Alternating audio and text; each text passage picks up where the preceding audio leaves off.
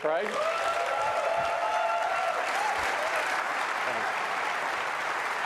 Good morning. You guys are too kind.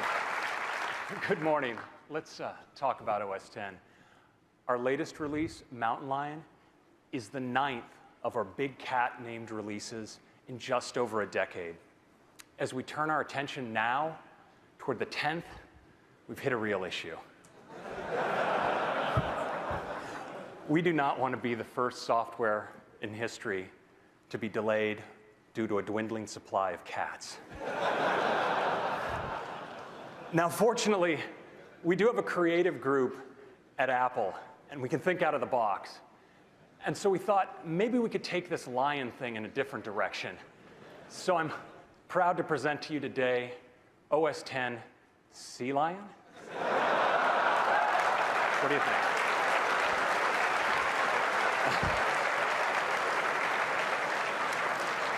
Okay, maybe not. That could be a bit of a dead end. So, in fact, we're really excited about the future of the Mac, and we want a set of names that are going to carry us for at least the next 10 years. And you know, the answer was really obvious to us. It's those places that inspire us here in California, in the place where OS X is designed and built.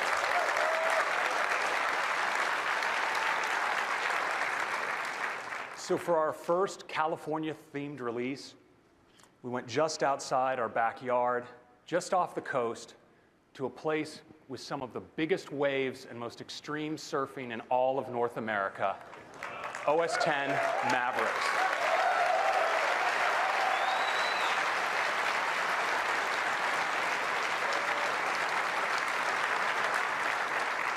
Now, Mavericks is a release with deep technology focused on extending battery life and providing responsiveness. It has great new apps and enhancements for every Mac user, and some features that we think are going to really appeal to our power users. And I want to talk about just 3 of them right now, starting with Finder tabs.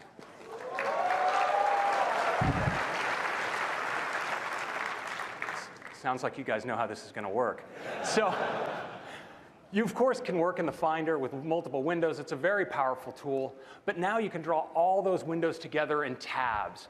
And each location, its own view mode. It's really powerful, too. You can actually drag contents and hover across tabs. And of course, now that we have tabs in the Finder, it's also a great app to take full screen.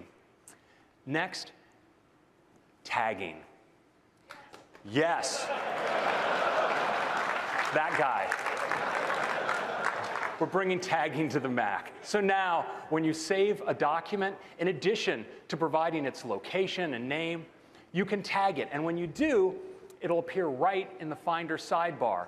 And in fact, you can tag things wherever they are, whether they're in iCloud or on a local file share. And all those will be brought together and appear in Finder. And tags are great for really powerful search as well. Next, multiple displays. Really?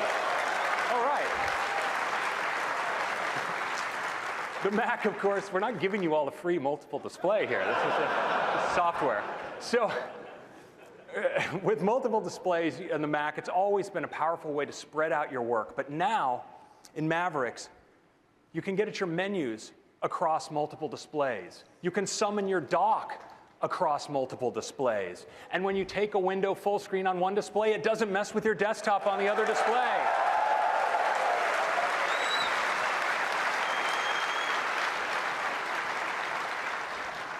And I really love this. When you pan your spaces, you can do it independently on each of your displays. Finally, if you have an AirPlay connected HD TV, it acts as a full power separate display as well. And I'd like to show all of this to you now.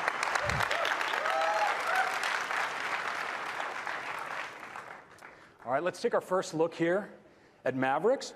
And we're going to start with the Finder.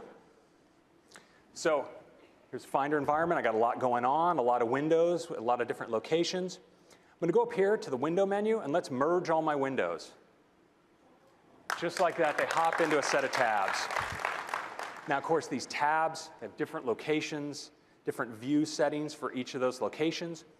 Creating a tab is just as you'd expect. Just click plus. I can select another location, like AirDrop, maybe another for this work file share I have going right here. And now that I have multiple tabs, it's a really great way to actually work and copy documents. So if I want to copy this field report, I can just hover over the AirDrop tab, drop it, just like that, really nice. And of course, I can now take Finder full screen. Next, let's take a look at tagging. This is really cool.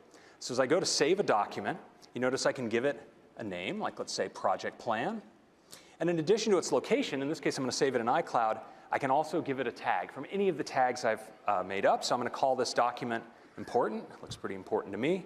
And we'll go here into the Finder, and you see in the Finder sidebar, I have an important tag, and I see all these documents. They're from different locations, different applications, all drawn together in sidebar.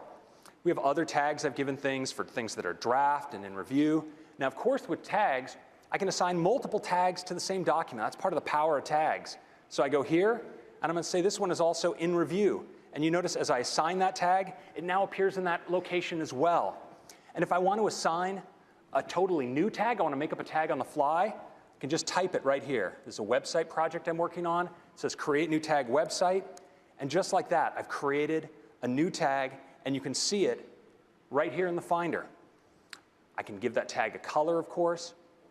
And now that I have that tag, I can also assign tags by just dragging things in to the tag area in the Finder. So different assets for my website, just drag them in, and they're tagged like that. And tags are great for searching. So if I start typing, let's say, important, I can find all documents that are important. Let's go to all my files, and we'll find all documents that are both important and that are in review. And just like that, I found exactly what I'm looking for with tags.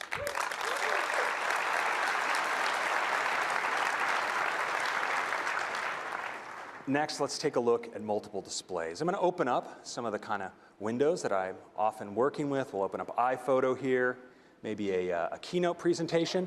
And I actually have a second display connected to this MacBook Pro. Let's show that up there on the display now. Of course, with multiple displays, I can just move windows across displays like you'd expect. But now, I can get up at my menu bar on the second display.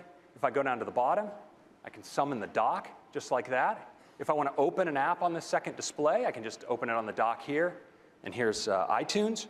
I can take this app full screen, just like that. And as I swipe spaces, just right back there, just on that display. Let's take Keynote full screen as well. I'm going to go back to my first display here. Let's even take iPhoto full screen. So now I have different full screen apps on my different displays. It's actually a really fantastic way to work. Go in here into Favorite Travels. And I can now drag assets across my full screen apps like that. Super cool. And Mission Control has just been supercharged for multiple displays. So I'm going to go now into Mission Control. And we see my different full screen spaces and desktops across applications. I can drag a window from one display to another. But I can also go and drag a full screen app right across displays, bring preview open, and now I have that full screen on this display as well.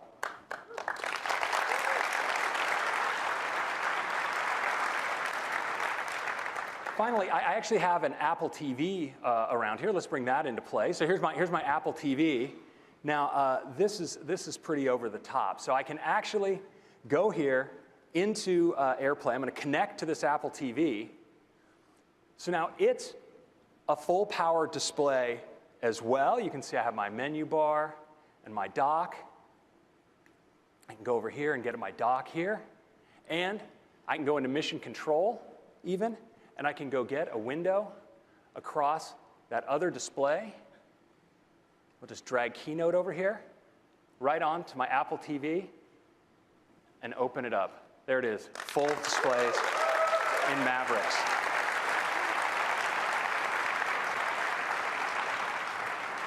Next, I'd like to talk about some advanced technologies in Mavericks. You know, our power users are increasingly doing their work on the go. They want great responsiveness, but they also want great battery life. And in Mavericks, we've introduced a whole host of technologies to address that challenge. Things like compressed memory that make sure you have memory available very quickly when apps demand it. Technologies like App Nap that actually make sure we're directing power only to those applications where you're really benefiting from it. System-wide core animation accelerated scrolling and OpenGL4 for super responsive graphics. And a topic I want to go into in a bit more detail now, timer coalescing. So when you look at battery life on your computer, the real factor that software has the most influence over is CPU activity and its draw on power.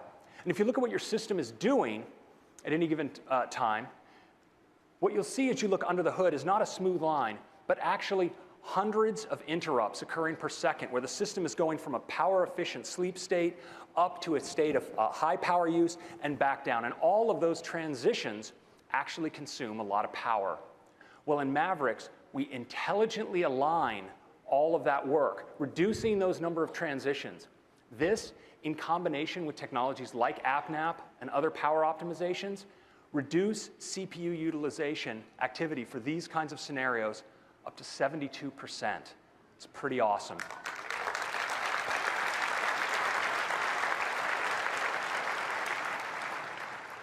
Next, let's talk about compressed memory.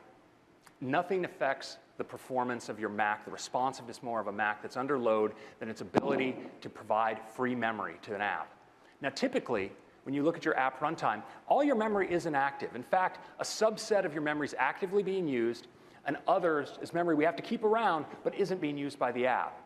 Well, now, if you open a document, your system is going to need to get free memory, and it does that in the past by writing those inactive bits of memory out to disk, and that's a slow process. Now, with compressed memory, we're able to rapidly compress the inactive memory, making free space available almost instantaneously to the application. This can have great effects on responsiveness of systems under load. You see 1.4x kinds of improvements, even on fast SSD systems for activities like opening new documents or reactivating an application, and up to 1.5x improvement for waking a system from standby. These are just two of many improvements to power and performance in Mavericks. Next, let's talk about Safari. In the last decade of life, Safari has focused not just on providing the easiest to use and most elegant browsing experience, but also the most innovative. These are the kinds of innovations that Safari has brought: private browsing, blocking of third-party cookies for privacy, making the web easier to read with features like Reading List, and the HTML5 audio and video tag, all Safari firsts. And the engine in Safari, WebKit, is used by over 1.5 billion devices. Well, in Mountain Lion, we're making Safari even better. We have a great, clean new home page with top sites from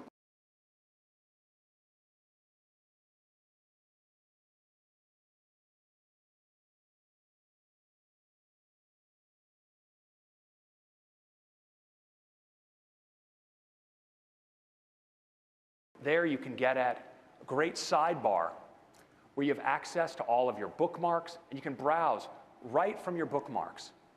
And in that sidebar, we also have Reading List, where now you can continuously scroll through your articles, moving from article to article without ever having to click.